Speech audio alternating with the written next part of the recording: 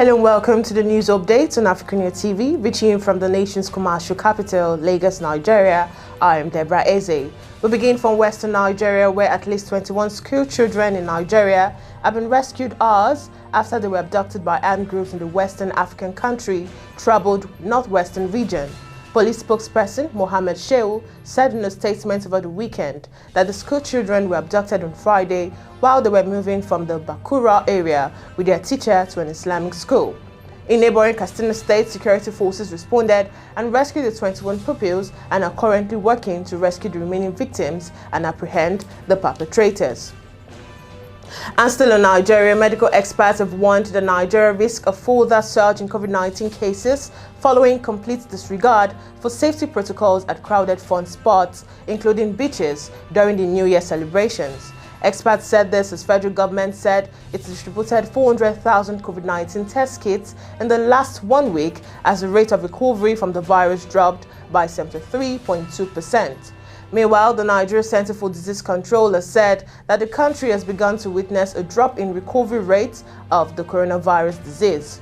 The center also said it distributed 400,000 testing kits across the federation in the last 1 week as part of its review of the ongoing national COVID-19 testing strategy.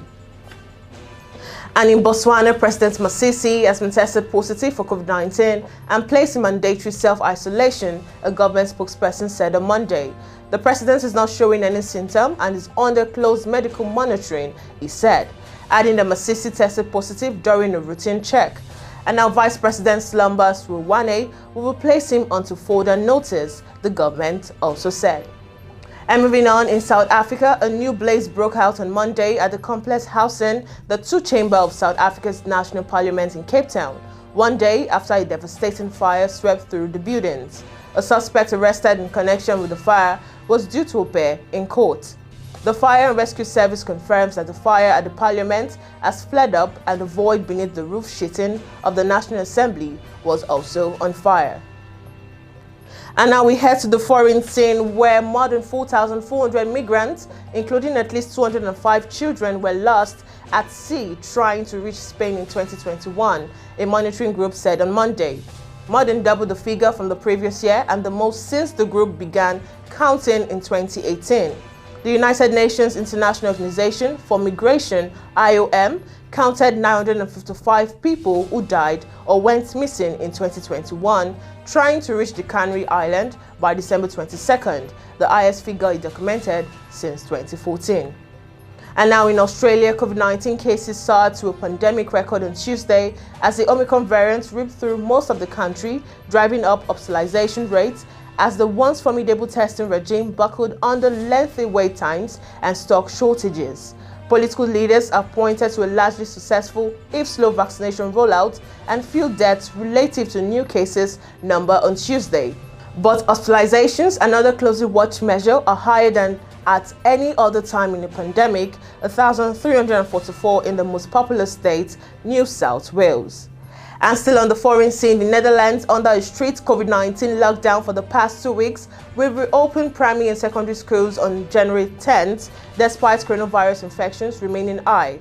The government stressed that hospital admissions were down considerably since the country went into lockdown in December, which included schools closing a week earlier than planned for winter holidays.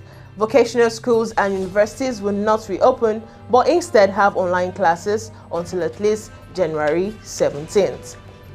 And now we head to the sports scene, where Romelu Lukaku will stay at Chelsea following clear-the-hair talks with Thomas Tuchel, and striker accepts his controversial interview in Italy was a mistake.